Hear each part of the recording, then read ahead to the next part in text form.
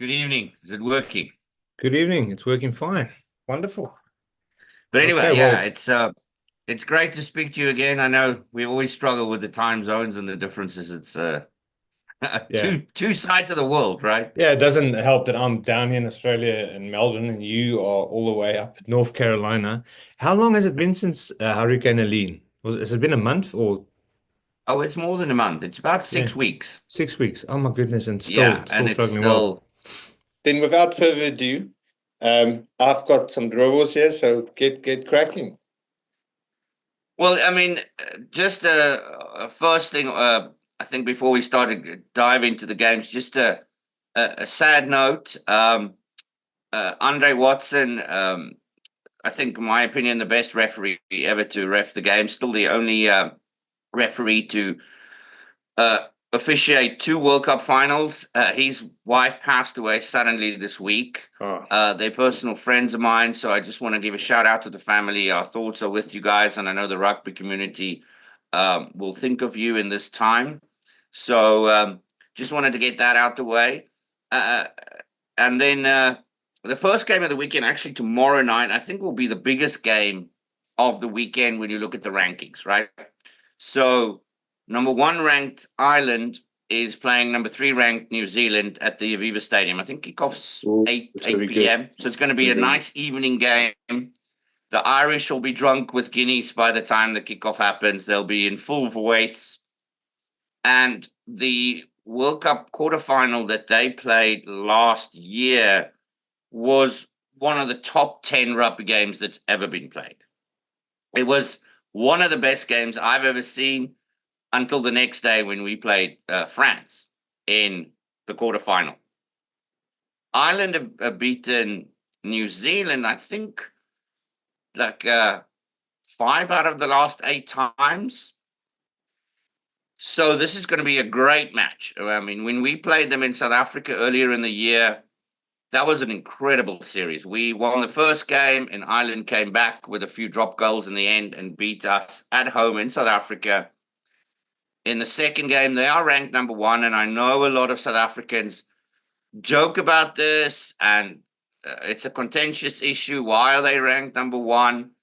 But it is a fair reflection when you look at the world rankings, how that it final drop works. kick, that final drop kick kicked me straight in the nuts. I won't lie. It's like I was all in. I'm like, oh, it's gonna be tough. It's gonna be 1 point straight.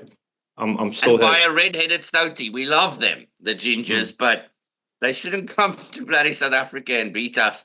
not that one. It was a great kick, and I hold nothing against Ireland for coming to South Africa and getting a last minute win. We live on last minute wins. We won the last World Cup with last minute one pointers, so we really can't complain. And when we lost to Argentina during the Rugby Championships, South Africa dropped down one position to number two spot. Now, I think if Ireland lose against New Zealand, we will go back on top if we beat Scotland, Mm. right? So number one in the world currently ranked plays number three. And it's become quite a heated battle between New Zealand and Ireland over the last few years because Ireland have a very strong team, Six Nations champions, Grand Slam. They've done it all apart from winning a World Cup, right? So they have a point to prove. They lost very narrowly against New Zealand last year.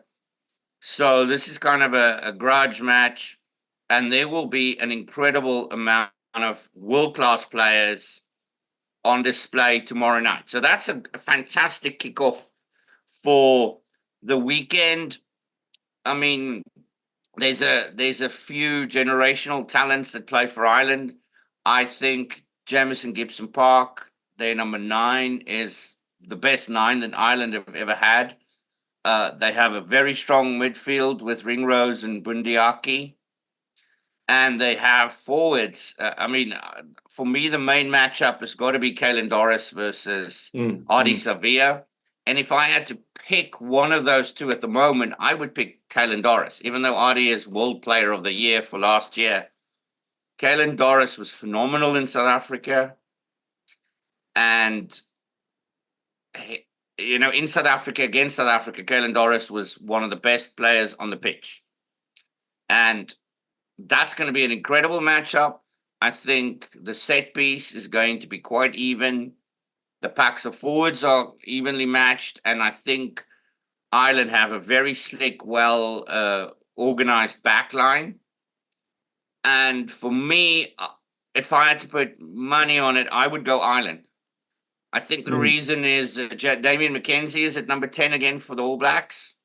I think he's starting, and I don't know. He's just never impressed me on the international stage as a fly half who can play 80 minutes and control the game. He's a magnificent player off the bench. He's a magnificent Super Rugby player, but he's not a controlling fly half. Now I can see. Just for those of you wondering where and when and how to watch the game. Obviously, we can't answer all those questions because we cover a global audience.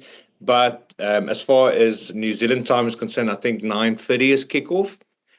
Sky Sports will be broadcasting it, and the build-up will be starting at 8 a.m.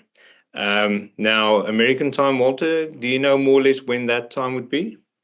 Yeah, I think it's like 3 in the afternoon, 2, 3 in the afternoon. That's not too bad. No, We just moved our clocks back for daylight saving, so I'm confused for another week or two. Still not used to all this nonsense. Yeah, But never get used to. it'll be like early afternoon when they play at the Aviva, and normally they show the rugby here on I think it's Peacock. It's called here, NBC's streaming service, or Yeah, normally so the rugby's on Flow Sport. But I think for the November tests, they have it on Peacock. yeah, so I So reckon catch that game tomorrow afternoon. Phone in sick, yeah, get to watch it if you're in the US. do what you have to do. For Australian time, Melbourne at least, I reckon 9:30 will be around 10:30, 11:30 kickoff. Stan Sport would most likely show the game, so I'm definitely going to be watching that while my fire is burning. Fantastic. The Now, braai is getting ready. Yes. the next game. Uh, this is now kicking off the massive Saturday kind of schedule. We got 3 games on Saturday. We have starting with England versus Australia. Now, this has always been quite a spicy game. If you look at the history, they've played against each other for 100+ years. It's an old rivalry, and typically it's quite close. But on current form, Australia are struggling. They've had the worst time of it this year. I Okay. know you're going to host the World Cup and you've got the British and Irish Lions coming next year, but Australia have been poor this year. All right, now bear with me. Now, look, I'm a Springbok supporter all the way until the day I die. But when Australia is not playing the Springboks, I want to be shouting for them. And I must say, since Eddie was booted as their coach, they have had better structure and they have been doing better. They still, it's almost like they're playing on an almost inexperienced level.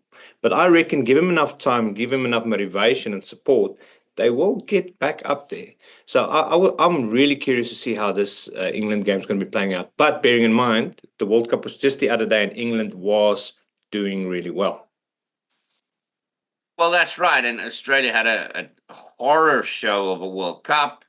Terrible. They've come back. They've lost to South Africa a couple of times in Australia. They've lost to New Zealand. They lost to Argentina. They beat Argentina once. I don't know how that happened. But yeah, I mean, they have a few interesting players that I really like. I like Rob Valentini, and when Samu Karevi isn't injured, he's great.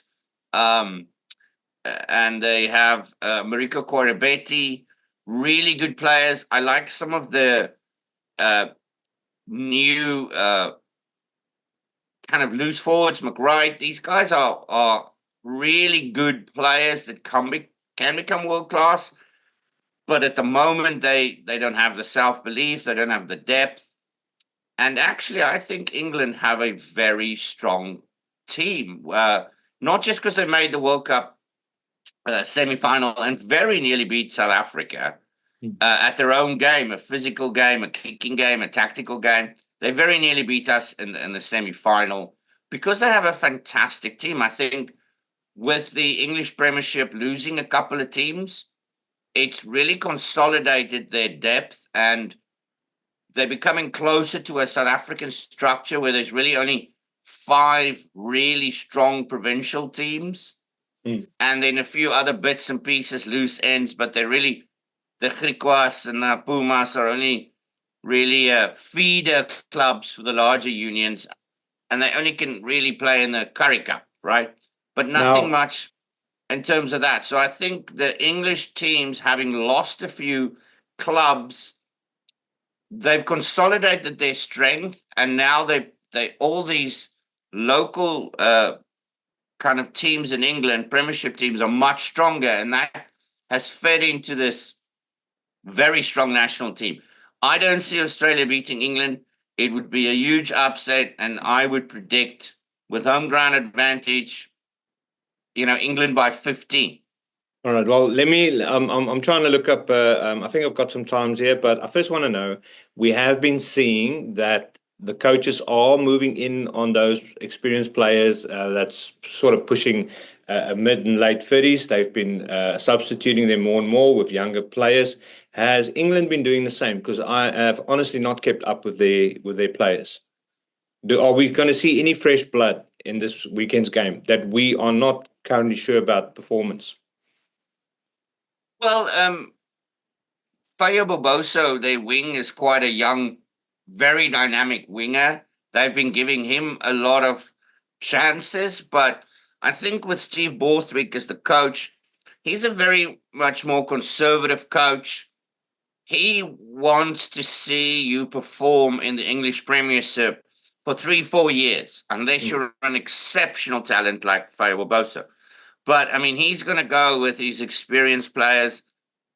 Maru Itoje, I think, is a world class lock, uh, close to the level that Ibn reaches every week. They got some very very cool, dynamic, powerful back row players like Ben All has really impressed me.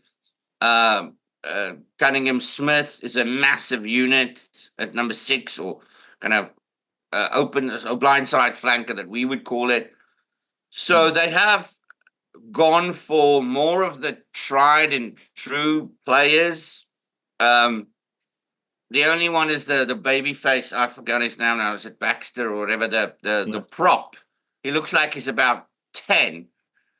But he had a really good showing against New Zealand. They could have won that game. I mean, I liken England's rugby team to our South African cricket team. Doesn't matter how far you're ahead, we find some way to mess it up in the last few minutes and lose because they were ahead in that game last week against New Zealand. They were close in both the games in June or July when they were in New Zealand. So, Mhm. yeah, they have a fantastic team. And I reckon they are going to do really well against Australia. So that's my Right. prediction. England by Uh, more than 15. I'd be surprised if there's any I way feel that I, Australia keeps close. I feel a little wager coming on. Now, I obviously don't have the knowledge you have regarding rugby, but I do have faith. So I would, I think we need to like put $50 on that game. Right. Anyway, I'm not the gambling person, but for those of you that was wondering about times, I don't know if it's the build-up time or the kickoff time. I've got 2:10 a.m. Australian time for the England and Australia game because they're playing at Allianz Stadium in England. Now, you can go and work that out for yourself. Now, Now, we kickoff have. in the local time is 3 p.m. So that'll be like an early morning, well, not early morning game, but a morning game for us in the US. Yeah. Well, we've got two important fixtures that same day as well, which is Italy and Argentina, and then France and Japan. Which one do you want to Yeah, I mean, cover? we don't. I don't think we need to spend too much time on France, Japan. For me, that's a clear cut. France are going to bully them. Japan is not the Mm. team they were when they Beat the Springboks? ransacked us in the World Cup. And when they beat Scotland and Ireland at home in the previous World Cup in 2019. So that's just going to be, I think, a walkover. I think France will absolutely dominate. But the more interesting game than that is Italy-Argentina. I think Why? because Argentina are now, I think, ranked number 6 in the world, and Italy are ranked number 8. So it's very close. It's only Scotland separating them. So in terms of rankings, France is like number 4, and Japan is like number 14. They're not even in the top 10 anymore. So, I mean, I think they rank below Georgia and Samoa. That's how badly Japan has been going since they hosted the World Cup. So in the last 5 years, it's just been backwards continuously. But Argentina, Italy, that's interesting because Argentina have beaten South Africa, New Zealand, and Australia this year in the Rugby Championships for the first time. And Italy have also, I think they won 3 games in the Six Nations or 2 games in a draw. I mean, it's been their best showing in the Six Nations for many years.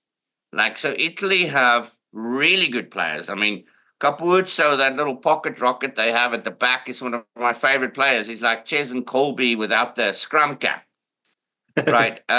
It's a really, really exciting player to watch. So I think in terms of Italy versus Argentina, I don't think it'll be a walkover like Italy were before.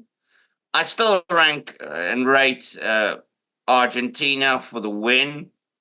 I think just in the set piece battle, you have Montoya and Thomas Gallo, very, very powerful front rowers, and then Danilo Fischetti in the Italian pack, really a dynamic player. And in the back line, you have 2 of the most exciting players in world rugby against each other, like Capuzzo and Santiago Carreras, another like 2 pocket rockets going up against each other. I think it'll be a fun game to watch. I think scoreline wise, I would still give it to Argentina, and also by at least 10 points. Okay. If not more. Italy is one of those teams where if they're still in it after 60 minutes, you're going to find it tough to beat them. But if you score 3 quick tries, the kind of, I don't know, it's very hot-blooded, cold-blooded play with them. It's like they're either very passionate and they keep on playing all the way to the end and they can beat you. And they've beaten South Africa in that fashion. Or you put 3 quick tries past them and then the rest of the game, they just kind of don't care anymore. They just want to go home and drink some Chianti and, You're speaking out of experience, Walter. I know. I've watched quite a few games in Italy, and the crowd's the same. I mean, they're like, they'll just leave after 60 minutes. They don't care. Let's go have some wine and forget about it. Yeah. So yeah, I mean, that's the Saturday games wrapped up.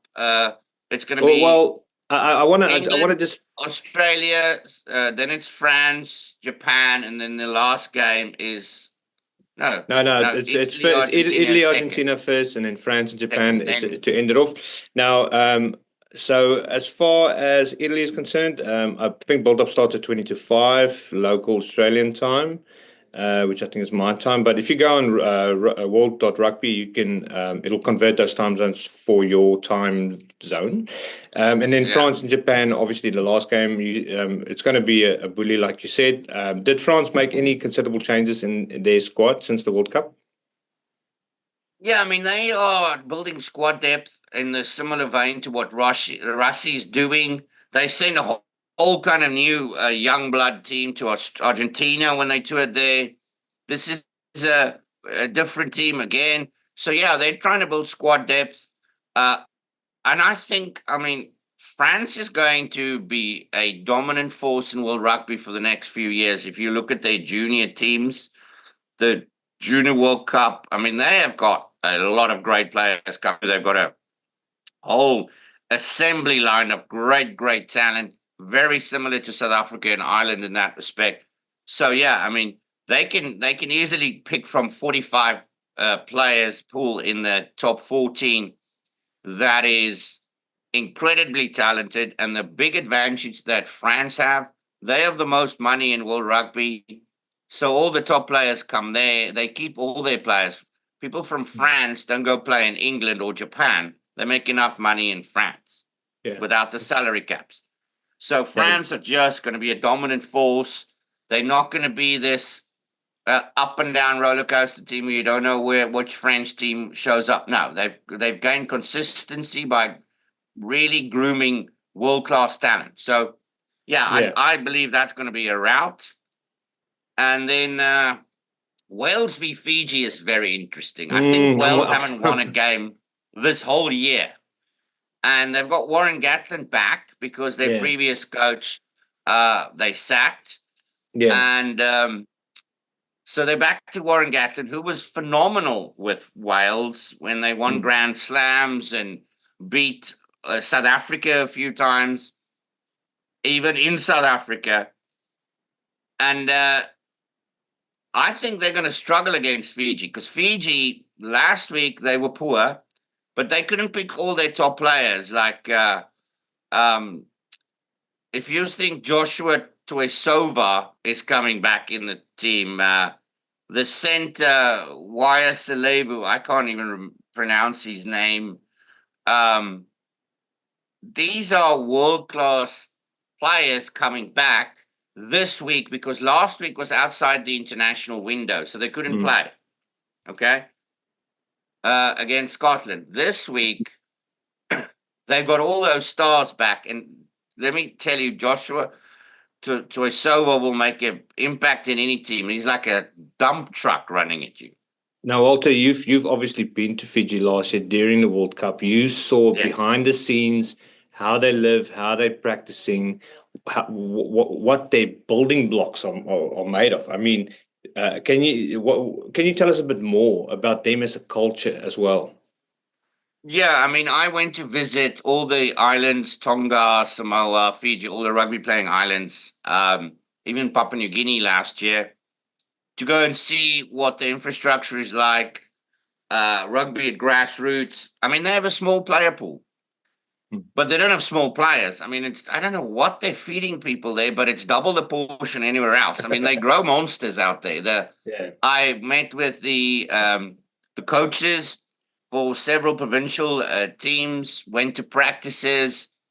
Oorsee, we even donated a few rugby balls to them uh, and some equipment. They are training there, even provincial teams with 30-year-old scrum machines on a patchy field. The infrastructure, I mean, it's shocking Yeah. compared to the rest of the world. I mean, you shouldn't even see them compete at international level. Now, because they allow their players to play anywhere in the world, that really counts in their favor because they can produce world class athletes. Like, I mean, Joan Olomu and so many of these New Zealand players have heritage in these islands where they just grow monsters and skill level and talent that is just unparalleled in the world. So that was amazing. I still keep in contact with the coaches. I spoke to the Fijian coach this week, and they are quietly confident. Yeah.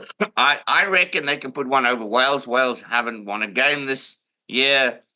Fiji, when they get a rhythm going, they are unstoppable.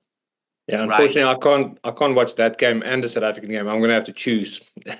Oh So goodness, because yeah, they're like 3 hours apart. It's crazy hours in the morning. yeah. But I mean, I'm gonna go with my gut on this one Mm. and say I reckon Fiji will upset Wales. Um, in terms of the ranking, this is the closest one of the weekend. Fiji is number 10, Wales is number 11. So I guess Fiji beating Wales won't be an upset, except that it's a home ground advantage and they haven't had all their players together, the international stars. They had to, make do with kind of a mixed match last week, and they lost badly against Scotland. So that might Yeah. affect their confidence. So that's why I still think if Fiji beat Wales is it Cardiff? They must be playing Cardiff. It's the Yeah. only So bloody stadium they have in the country. Um, they're playing in Wales on the Principality Stadium. Is that in yeah, that's Cardiff? Cardiff. All right. Yeah, I've been there many times. When I lived in England, that was always a nice little 3-4 hour drive Mm. to get over to Wales and go watch the game. I'm going to give this one to Fiji. I think just because I want to see them win, right? Yeah. And then, I'm with you on this one. I'm with you on this one because we personally invested. We, yes, I yeah, want to see and Fiji win just because I want to see Wales lose. mm. And then obviously it's our main game for the weekend. Although Ooh, according to the rankings, not the main most important match, I guess, if you want to put it that way. yeah. Now, But I South also did. Africa, I also did stuff. I want to bring it now. I wrote an article for this game, and I actually went and I did some research because fantastic. So South Africa being number a sort two of against novice, Scotland being a number novice, seven. where I'm not as experienced with you when it comes to. I'm not a rugby connoisseur like yourself, but and I had to actually revisit my notes to see what I've decided to write. So I'm going to take you to one of the paragraphs, and I want you to comment on this. So Scotland, led by head coach Gregor Townsend, has been investing in a new generation of players who has shown remarkable potential. During the summer tour, Dylan Richardson and Patrick Harrison were stand-up performers. Richardson's adaptability, playing as both a hooker and a back row, gives Scotland much-needed flexibility in tight situations, while Harrison's aggressive approach has strengthened their physical game. Now, let's speak about the aggressive approach because I'm quite interested in that whole concept because if you go look at the news now, and especially from critics regarding the Springbok rugby game, we are considered a very aggressive team. How would you compare our commitment, if I can rather use that word instead of aggressiveness in the game, and to get the win over the line in terms of other teams? Well, I mean, first of all, just when you started, like Scotland's investment, it just makes me think what they're doing in investing for new player talent is flying down to the Craven week and trying to find out who is a Scottish mother because they've been poaching so many of our players. Is Uh, that so? Wow. well, I mean, you look at Piers Kuman and Carl Steyn and Duan van der Merwe. Yes, they've been poaching a lot of our talent. But uh, anyway, back to your point. Scotland have always played with a lot of passion. They're one of the, four founding unions, I guess, in in the UK. Rugby is a big part of their culture, and they're very passionate and very proud. So they are one of those teams who I love to go and watch. I've been up to Murrayfield many times. Like I said, when I lived in England, it was one of our favorite trips because the Scots are so welcoming. And as a culture, they're incredible people if you look at their impact on the world stage. So loved going up there. But traditionally, they've always lacked the power up front. That has always been somewhere where Scotland have struggled to match South Africa, right? It's we just grow them big down south, you know?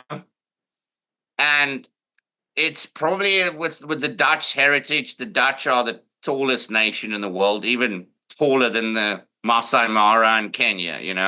The Dutch are the tallest nation. They just grown big down south, and that is why Scotland have always struggled against South Africa. Now, when you look at the World Cup last year and the rankings, Scotland were given an outside chance against South Africa, and they hung in there for quite a bit, but I think we just dominated that whole game and we won like 18, what was it, 18-3.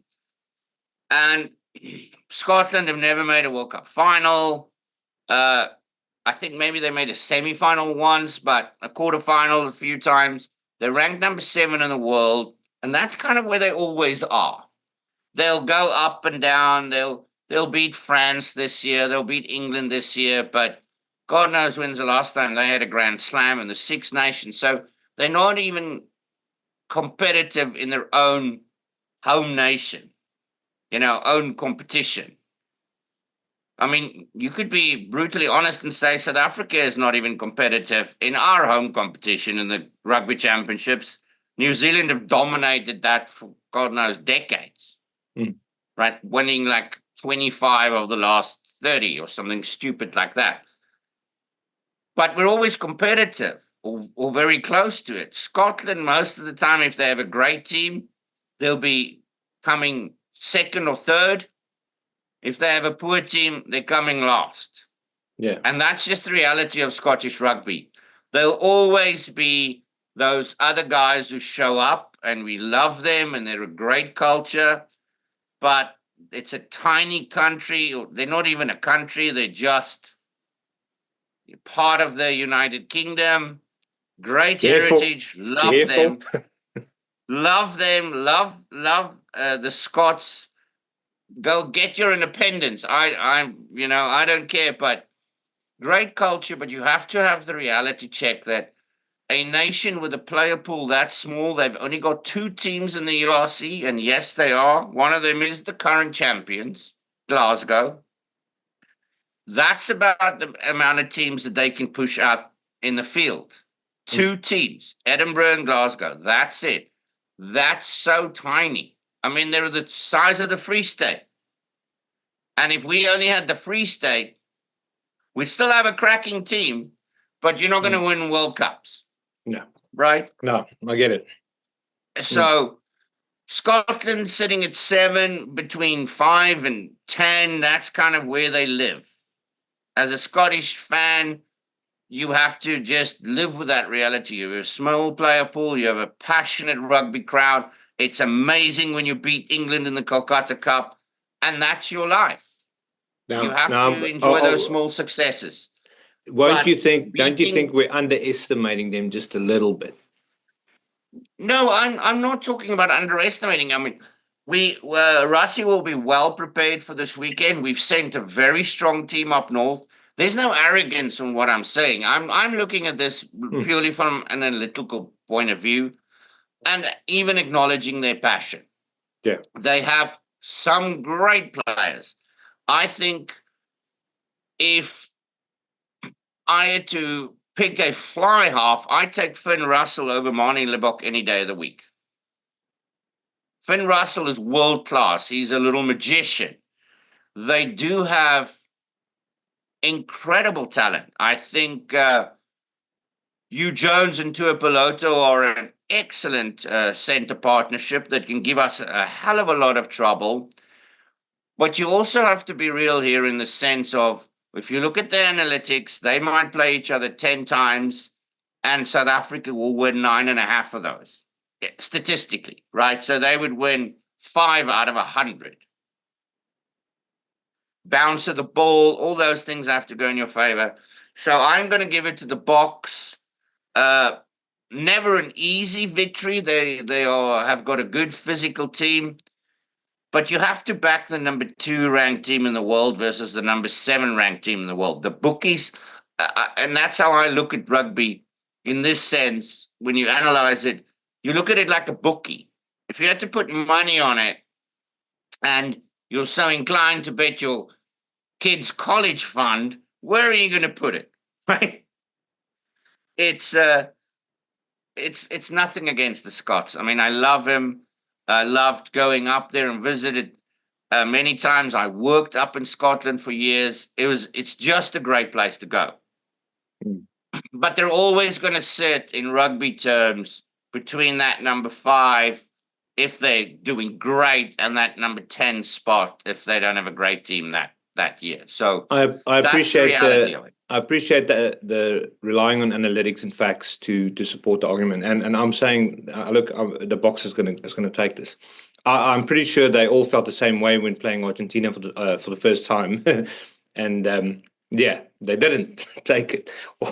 So it's just rugby as a way. I'm speaking for the person that actually doesn't know all the details like yourself, as a way of surprising you and disappointing you. It's quite suddenly, but yeah, it still brings us together, and I'm going to be shouting as harder than ever. Now, time wise, because I'm going to have to shout softly because my kids will still be sleeping. I've got 10 past 3 a.m. my time, which I'm assuming again is when build up starts. So when is kickoff? Yeah. Well, I've got kickoff at 4 p.m. local time, so that's going to be Sunday. Was it going to be like 11 in the morning in the US, which utterly sucks. I mean, Yeah. this whole thing couldn't have come at a worse time. I've got my final exams this for the year this weekend, so I'm not going to be able to watch any of the games live. Mm. They I all think I might fall sleep in within, and yeah, Friday, Saturday, Sunday. I've got final exams. yeah. So I will not see any of the games live. I will watch all of them though afterwards, and then we will have a chat. I just wanted to mention you were talking about Argentina. Mm. Remember when we were talking to Nas Yeah. with Shia? We called that game. I was said that Mm.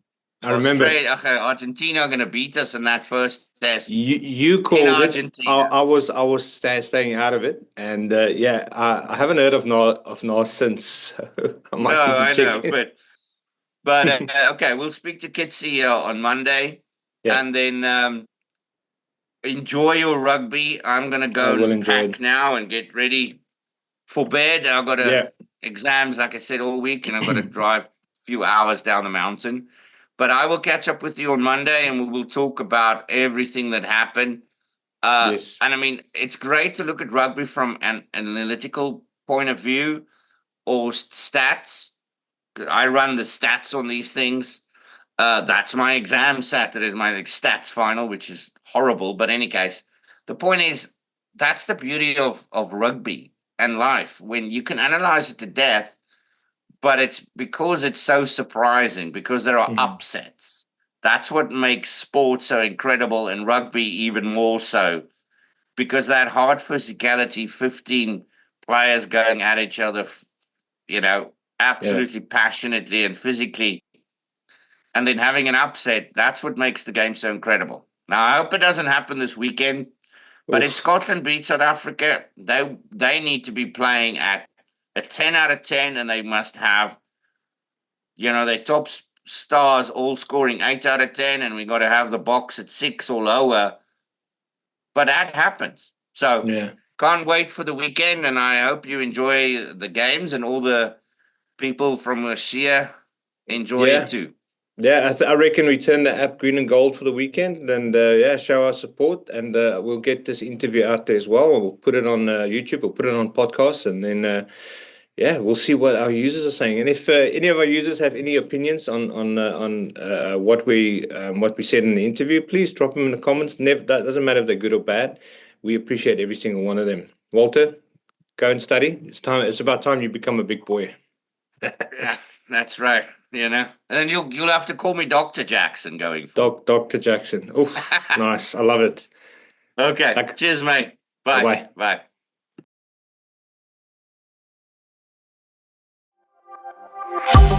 Bye.